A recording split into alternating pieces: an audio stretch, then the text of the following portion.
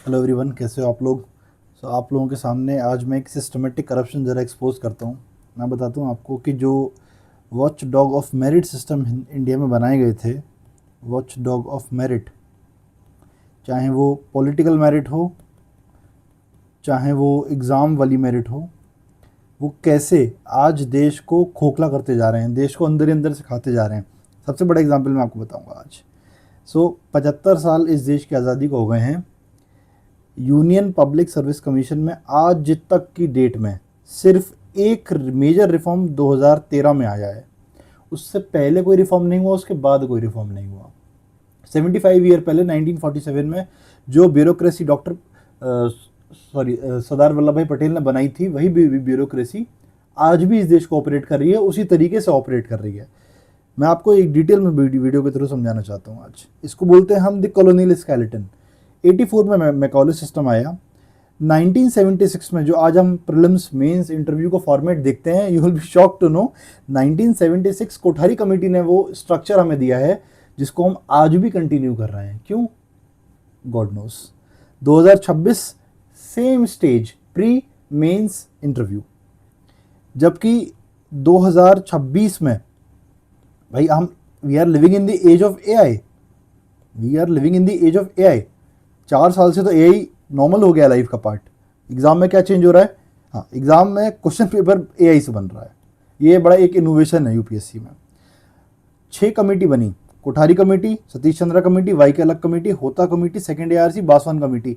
इनकी रिकमेंडेशन कहाँ है? इससे ऐसे पेपर ऐड किया गया, इंटरव्यू का वेट बढ़ा दिया गया। क्यों वेट बढ़ाया गया था? इससे क्या किया गया? फुल स्ट्रक्चरिंग प्रपोज हुआ, कुछ हुआ ही नहीं। सीसेट आइडिया होता कमेटी से आया था। बासवान कमेटी ने कहा कि भाई ऑप्शनल पेपर हटा दो। कभी आपने इनेक्ट ही नहीं करी। इन्होंने तो कहा था एज भी कम कर दो, आपने बासवान कमेटी का कुछ किया ही नहीं। क्यों? Because it was all against the political class interest. ठीक। क्या चेंज किया आपने? आपने सरफेस लेवल चेंजेस किए हैं, आपने स्ट्रक्चर में कुछ चेंज नहीं किए हैं। मैं आपको बताता हूँ, मैं आपको शुरू में बताया ना वीडियो में, ECI versus UPSC. Election commission of India, union public service commission of India. ECI से कौन अपॉइंट होता है? भाई political class, political executive. UPSC से कौन अपॉइंट होता है? भाई एग्जीक्यूटिव क्लास। ठीक। जो कल को यहाँ कंट्रोल करता है ना। देश को यही चला रहे हैं, सीधी सीधी बात यह है।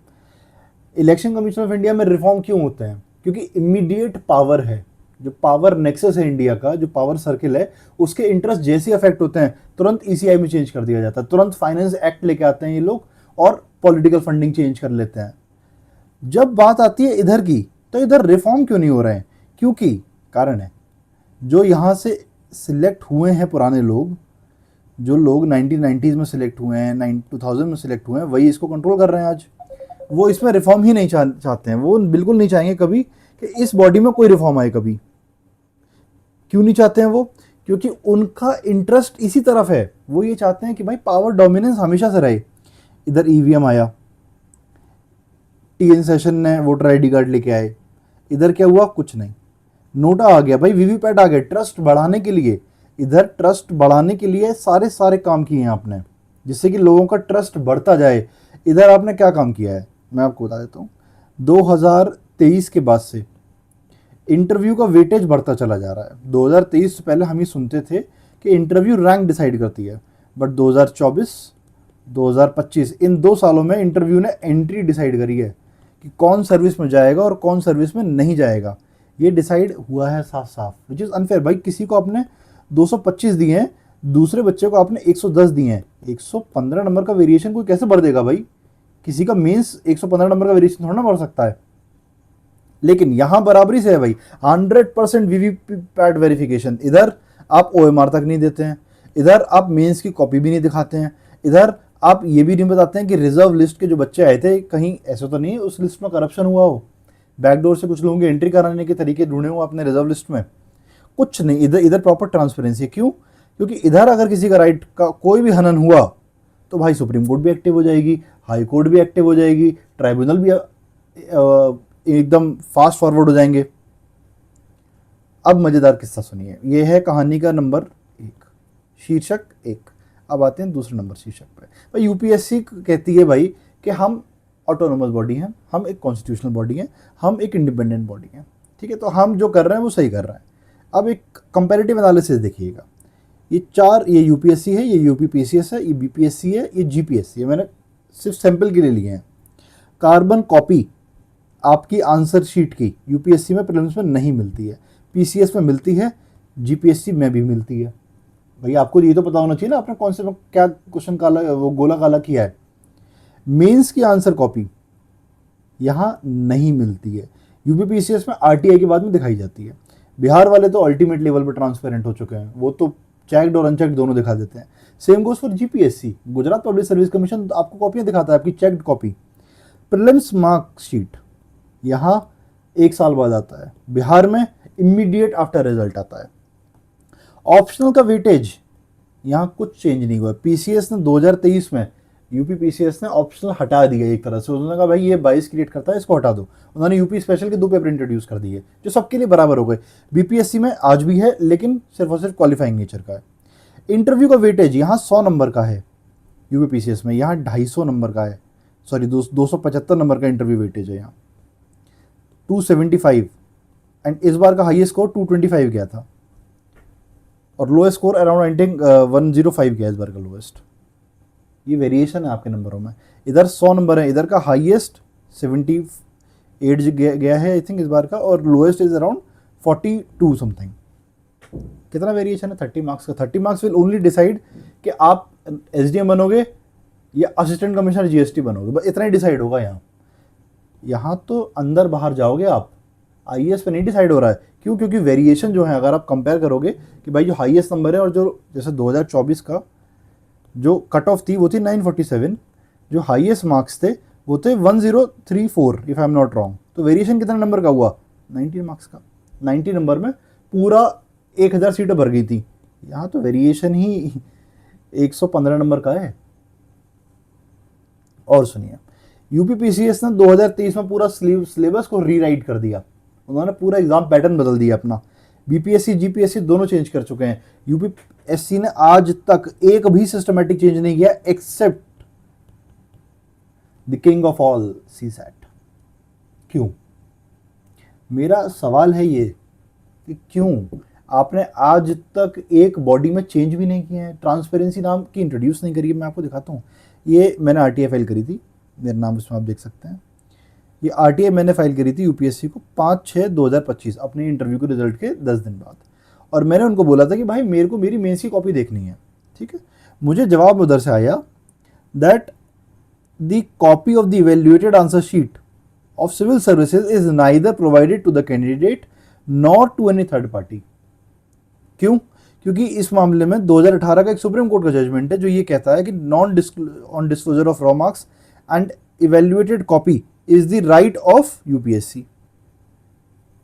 2018 का जजमेंट है ये, ठीक है, ठीक है साहब।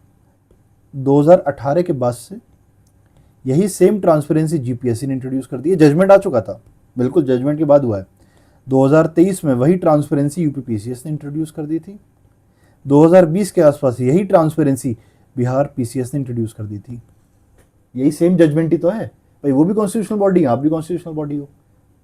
उनका आपका अपॉइंटमेंट प्रेसिडेंट करता है, उनका अपॉइंटमेंट गवर्नर कर दे रहा है। इतना ही तो अंतर है बस। आप कोई तो ज़्यादा सुप्रीम बॉडी तो हो नहीं भाई, एक कॉन्स्टिट्यूशन से दूसरे को कॉन्स्टिट्यूशन से। क्यों? 3 बॉडीज इस सुप्रीम कोर्ट के जजमेंट के अगेंस्ट काम कर रही है, तो मेरा रिक्वेस्ट है सुप्रीम कोर्ट ऑफ इंडिया से अब तो फिर कि सर कंटेम्प्ट ऑफ कोर्ट लगा दो UP PCS, Bihar PCS, Gujarat PCS, तीनों के ऊपर, क्योंकि आपके तो जजमेंट की अवेलना हो गई, इस पर तो रिव्यू पिटीशन जानी चाहिए। और सुनिए मजेदार किस्सा,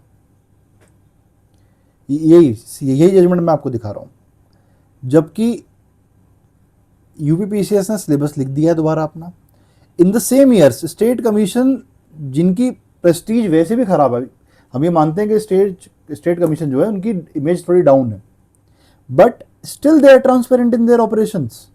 कैसे? आप क्यों ट्रांसपेरेंट नहीं हो? ऐसा क्या छुपाना क्या चाहते हो आप? मुझे ये समझ नहीं आ रहा कि यूपीएससी क्या छुपाना चाहता है भाई। प्री की मार्कशीट प्री के टाइम पे ना देखे क्या छुपा लिया उन्होंने? ऐसा क्या कौन सी लिटिगेशन हो जाएगी कौन बच्चा है इतना लिटिगेंट इस देश में कि जो यूपीएससी को कोर्ट में रगड़ देगा? अच्छा रगड़ देगा तो क्या हो जाएगा साहब, क्या इंपैक्ट हो जाएगा? आप तो और ट्रांसपेरेंट, आप तो क्लेम कर पाएंगे कि साहब मैं ट्रांसपेरेंसी की मिसाल हूं, मैं स्टैच्यू ऑफ लिबर्टी हूं। क्या छुपाना चाहते हो आप इस देश से? कुछ तो है जो आप छुपाना चाहते हो।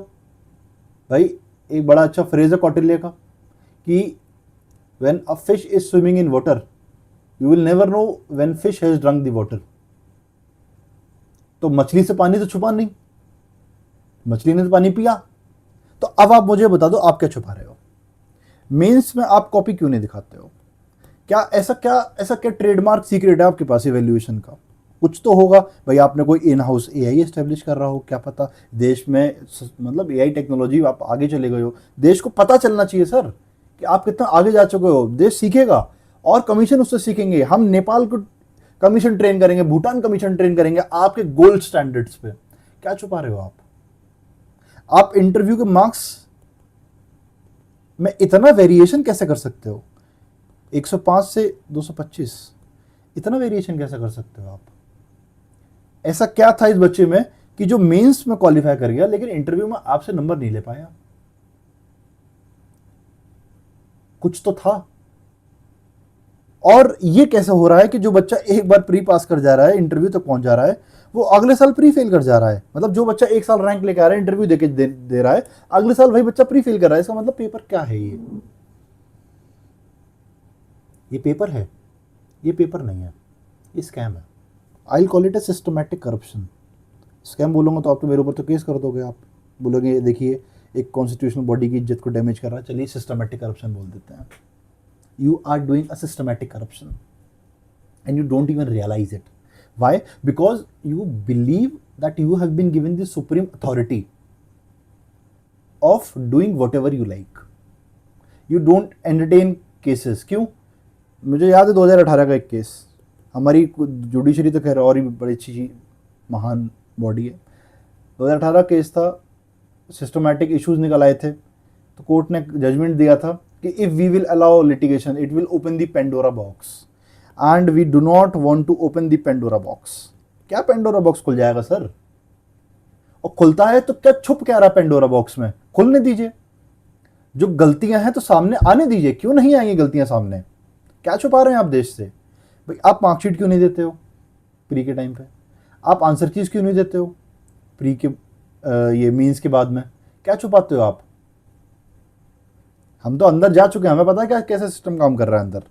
हाँ लेकिन एक चीज जरूर है, इन सबसे कोई फायदा हो ना हो, 3,500 करोड़ की कोचिंग इंडस्ट्री जरूर बना दी है आपने इस देश में। आपने एक ऐसी कोचिंग इंडस्ट्री डेवलप कर दी है ना जो आपकी इस सीक्रेसी पे पूरी मार्केट खेल रही है। और आपका ऑब्जेक्टिव मुझे नहीं पता क्या है, बट अगर आप ये सोचते हो कि आपका ऑब्जेक्टिव कोचिंग खत्म करना है तो sir I am extremely sorry, you have failed in your objective. आप हर साल ये सोचते होंगे, शायद आप इतने इनोवेटिव हो कि इस बार ऐसा पेपर बनाऊंगा कि देखते हैं कौन बच्चा कोचिंग करेगा। अरे उस साल 4 कोचिंग नहीं खुल जाती हैं आपके पेपर की वजह से। Why are you not asking standard sources? भाई सब रिफॉर्म कर गए ना, आप क्यों रिफॉर्म नहीं कर रहे हो अपने आप में? अच्छा, और हमारी पॉलिटिकल क्लास कभी भी I am writing this on record that UPSC in next 70 years also will not change. मैं ऑन रिकॉर्ड बोलने को तैयार हूं इस बात को। क्यों नहीं बदलेगी? क्योंकि हमारी पॉलिटिकल क्लास उसको बदलने देना नहीं चाहती है। हमारी ब्यूरोक्रेटिक क्लास जो ऑलरेडी सिलेक्टेड है, जो ऑलरेडी वर्क कर रही है, वो उसको रिफॉर्म नहीं होने देना चाहती है। क्यों? क्योंकि उन्हें उस सिस्टम से फायदा मिला है, इसीलिए वो सिस्टम ऑनेस्ट लगता है उनको। किसी से पूछ लीजिएगा आप, यार आपके अंदर इतने करप्शन है कि ईडब्ल्यूएस का पूरा फ्रॉड चल रहा है सिस्टम में। अभी इंडियन एक्सप्रेस ने उस पर स्टोरी कर दी। ओबीसी नॉन क्रीमी लेयर का तो अलग फ्रॉड चल रहा है, creamy layer non creamy layer का तो मैं कितना वो जानता हूँ इसमें। तो 6 अटेम्प्ट पूरे वो जनरल क्लास से, अचानक they realised, they came to me and sir यार पता है मुझे पता नहीं था, मेरा तो ओबीसी का सर्टिफिकेट लगता है। तो मैंने कहा वेरी गुड यार, तुम्हें बड़ा लेट पता चला। आप कोई नज़र नहीं है। ये लास्ट ईयर जो केस आया था फेक पीडब्ल्यूडी का, वो तो भला हो उन मैडम का जिन्होंने एक्सट्रीम पावर में आके अपने आप को एक्सपोज करा लिया। कितने ऐसे केस हैं जो एक्सपोज नहीं हुए आज तक? आपको अकल 2026 में आएगी जब आपने एआई लगाया कि मैं चलो चेक करूंगा। अब उससे पहले वाले सालों को क्या? बिकॉज ये हुआ क्यों? क्योंकि आप ट्रांसपेरेंट नहीं थे, because you are not transparent with your operations. इसीलिए अंदर आपके अंदर आ गई कॉम्प्लेक्सिटी, आपके अंदर आ गई कंप्लासेंसी। अच्छा, कोई पॉलिटिकल क्लास क्यों नहीं छुएगी भाई? क्योंकि उनको इंटरेस्ट नहीं है आपसे, आप उनका वोटर ही नहीं हो ना, आप तो बटे हुए हो। आपका वोट बैंक, आप वोट बैंक में काउंट ही नहीं होते हो भाई। आपका काम क्या? लक्ष्मीकांत पढ़ना, इकोनॉमिक सर्वे पढ़ना। भाई हमने तो आज विजन आईएएस की पता है पीटी 365 पढ़ ली मैंने तो यार शिविन सर का एमएमपी प्लस ले रखा है। मैं कॉन्कोर मीन्स कर रहा हूं। तुम पहले सिटीजन बन लो, अपने अधिकारों की मांग करना शुरू कर दो। तुम में से कितने लोग जो इस वीडियो को देख रहे हैं, आज तक एक आरटीआई डाली तुमने जीवन में अपने? आप आरटीआई पे ऐसे जरूर लिख सकते हो, ये मैं तुम्हारी पूरी बात मानूंगा, और वो भी इतना शानदार ऐसे लिखोगे कि जिसकी कोई लिमिट नहीं होगी। कितने लोगों ने यूपीएससी में आज तक आरटीआई फाइल की है? तो डर लगता है आरटीआई फाइल करने से। जब मैंने आरटीआई फाइल करा तो मैंने भी 2-3 टीचरों को दिखाया, everybody said don't file RTI, it will go against you. मेरे अगेंस्ट क्यों जाएगा? मैं क्यों डरूं? ऐसा क्या है डरने वाला? और सुनिए, रिफॉर्म आपके क्या हो रहे हैं? आप इंटरनल रिफॉर्म कर रहे हो, मुझे तो एक भी रिफॉर्म नहीं दिखा आज तक। आप एक क्लोज्ड लूप बनाते हो, जिसमें क्या हो रहा है भाई, एक आईएएस आता है रिटायर्ड या वर्किंग, उसको आप बना देते हो हेड ऑफ यूपीएससी।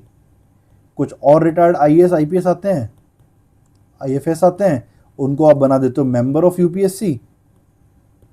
तो भैया ये लॉबी क्यों रिफॉर्म कराएगी? क्योंकि इनका तो फायदा हो रहा है इससे, इन्हें तो अपॉइंटमेंट मिल रही है भाई। जिस आदमी को, जो आदमी जिस चीज में स्टेक होल्डर हो, वो क्यों रिफॉर्म कराएगा? अगर कल को मुझे कहीं स्टेक्स मिलेंगे तो मैं तो हमेशा बोलूंगा ना, मैंने कहा नहीं नहीं सिस्टम सही है, आप लोग समझा करें, हम इंटरनली चीजें सही करते हैं अपनी। भाई जो आदमी यूपीएससी से अपॉइंट होता है वह यूपीएससी का चेयरमैन बन जाता है कुछ सालों बाद, तो रिफॉर्म क्यों होंगे? कमाल करते हैं यार आप देश के साथ में। और अच्छा, आपने जो रिफॉर्म किए आज तक, कमाल है साहब, उसमें भी बड़े प्रोटेस्ट ही हुए हैं। 2011 में सीसेट किया, प्रोटेस्ट हुआ। उसके बाद में 2023 और 2026 यहां कोर्ट केसेस हुए, यहां कोर्ट केसेस हो रहे हैं, तैयारी चल रही है। आप कर क्या रहे हो? ये आपने जब जब चेंज किए हैं, 2013 से लेकर 2022 तक का एक भी पेपर उठाओ, कोई लिटिगेशन, जीरो लिटिगेशन। क्यों? क्योंकि you are going conventional, nobody has issues when you are going conventional. Then 2023 अभी तो एक पार्लियामेंट्री कमेटी भी आई है ना इस पर, तो I am forgetting, he is the x DGP of UP, जिन्होंने कहा था कि सीसैट आपने ऐसा बना दिया है कि वो बच्चा पारी ना कर पाए। भाई तभी तो एनुअल रिपोर्ट कह रही है कि 70% इंजीनियर आ रहे हैं, आएंगे ही क्यों नहीं आएंगे? वो उनकी थोड़ा ना गलती है, गलती आपकी है। आप मजाक कर रहे हो सिस्टम के साथ में sir, you don't realise you are playing with every one of us, and why you don't realize is because you don't care.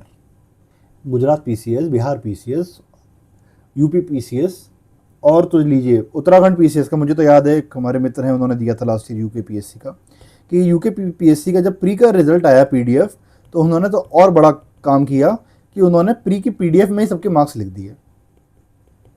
इससे ज़्यादा ट्रांसपेरेंसी क्या हो सकती है? जितने भी लोगों ने उनके प्री का पेपर दिया था, 80,000, 90,000, 1 लाख जितने बच्चों ने दिया था, उन सब का उन्होंने पब्लिकली मार्क्स डिक्लेयर कर दिए। तो जो थोड़े झूठ बोल रहे थे वो भी पकड़े गए। खैर, ये होती है ट्रांसपेरेंसी। आपकी ट्रांसपेरेंसी कहाँ है? आपने इस साल तो जाके इतने कोर्ट केसेस, वो बेचारे भलाओ भाई, उस हिमांशु भाई का, जिसने केस लड़ गया, बड़ी हिम्मत चाहिए केस लड़ने के लिए भी। उसने केस लड़ा, 2023 में केस लड़ा, 26 में उसका जजमेंट आया। जजमेंट में क्या है कि भाई प्रोविजनल की दी जाएगी। देश को आज़ाद हुए 75 साल हो चुके हैं, 75 साल बाद आप कह रहे हो आंसर की दी जाएगी। You are playing with us, you don't realise it. Why? Because you are in power. And वो लॉर्ड एक्टन वाला कोट है ना कि power corrupts, absolute power corrupts absolutely, यही हो रहा है आपके साथ में। यू डोंट बिकॉज आपको ट्रांसपेरेंट होना ही नहीं भैया। अगर आपको ट्रांसपेरेंट होना होता, मैंने आरटीआई फाइल करी थी, यूपी पीसीएस ने भी आरटीआई, उससे पहले 2023 से पहले एंटरटेन नहीं होती थी। 2023 में दे डिसाइडेड कि नहीं, now we will entertain the RTIs. It started entertaining RTIs. Copy दिखाते हैं, वो बुलाते हैं अपने पास, they give you a time of 10 to 15 minutes, आप यही कर दो कम से कम, एंड दे आस्क यू कि आपको कोई अपनी कॉपी में इशू है, फॉर्म भर दीजिए एक। It's a beautiful thing, at least they are being transparent. आप तो कह रहे हो कि भैया नहीं, हम नहीं दिखाएंगे आपको कॉपी। क्यों, क्या छुपा रहे हो यार? कुछ तो छुपाने लायक बात है तुम्हारे पास, या इस हमाम में सब नंगे हैं, ये मान लें फिर अब हम। तो जितने भी एस्पिरेंट इस वीडियो को देख रहे हैं यार, थोड़ा सा अपनी अंतरात्मा जगाओ, थोड़ा इन्वॉल्व हो, चीज़ों में इन्वॉल्व हो। अगर कोई लिटिगेशन कर रहा है तो जाओ उनके साथ, कोई प्रोटेस्ट कर रहा है तो एटलीस्ट सही तरीके से अपनी मांग उठाना सीखो। जिंदाबाद मुर्दाबाद मत करना, इतना मैं कह दे रहा हूँ बस। कोई जिंदाबाद नहीं करना है, कोई मुर्दाबाद नहीं करना है, कोई कॉकरोच सांप बिच्छू से दूर रहो। अपनी बात अपने स्तर पर उठाना सीखो, अपनी बात अपने लिए करना सीखो। दुनिया में कोई किसी का माँ बाप नहीं है, हर इंसान को अपनी जंग स्वयं लड़नी है। और अगर तुम अन्याय सह रहे हो तो तुम जिंदा नहीं हो। फिर देखो, मैं तो नहीं सह रहा हूं अन्याय भाई, मैं तो बोल रहा हूं मुंह पे, खुलेआम बोल रहा हूं, खुलेआम बोलूंगा, मुझे कोई डर नहीं है। मैं क्यों डरूं भाई? I am a citizen of this country, not through passport but through birth. ठीक, अपनी मांग उठाना सीखो, मांग करो सोशल मीडिया पे, मांग करो ट्वीट करके, मांग करो लिटिगेशन करके कि हमें कॉपियां दिखाई जाए, हमें ओएमआर दिखाई जाए, हमें कार्बन कॉपी दी जाए। तुम्हें ये तो पता रहेगा कम से कम एक साल। आई नो अ फ्रेंड, मैं एग्जाम्पल के तौर पर बता रहा हूँ भाई, मेरा दोस्त था एक 2023 के अटेम्प्ट में, उसको सी सेट में यूपीएससी ने एब्सेंट कर दिया। It was a technical error था, बट एक साल बाद उसको ये पता लगा कि मैं एब्सेंट आया हूं, एनजीएस में ही गॉट 108। फिर ये तो हो ही नहीं था उसका। Now as a compensation, next year जब उसने कोर्ट केस किया तो as a compensation UPSC said कि we will not count your attempt, आपका जो 2023 का अटेम्प्ट काउंट नहीं किया जाएगा बस। बट भाई वो तो मेंस लिखता, 24 में बेचारा प्री फेल कर गया। अब क्या, खत्म, प्री फेल कर गया तो अब अटेम्प्ट एक्स्ट्रा मिला नहीं मिला, बात तो बराबर हो गई। तो जितने भैया देखो, ये तुम्हारे साथ भी हो सकता है, किसी के साथ भी हो सकता है, ये भरोसा मत करना। उस बॉडी पे तो बिल्कुल मत करना जिसने अपने आप को चेंज ही ना किया हो। जो ऑप्शनल भैया सारी बॉडीज हटा चुकी हैं, कुछ चेंज कर चुकी हैं, पेपर के पैटर्न में चेंज कर चुकी हैं, क्वेश्चन पूछने के तरीके में चेंज कर चुकी हैं, हर चीज़ में चेंज कर चुकी हैं। जो बॉडी अपने आप को चेंज नहीं कर रही है भैया, उस पर भरोसा मत करना। एटलीस्ट अपने भविष्य के लिए बता रहा हूँ तुमको, बाकी तुम्हारी इच्छा है, जो करना है करो, आज़ाद हो, नादान परिंदे हैं, उड़ जाएंगे। ठीक, चलो मिलते हैं अगली वीडियो में। थोड़ा मांग उठाओ यार। चलो तब तक के लिए नमस्कार।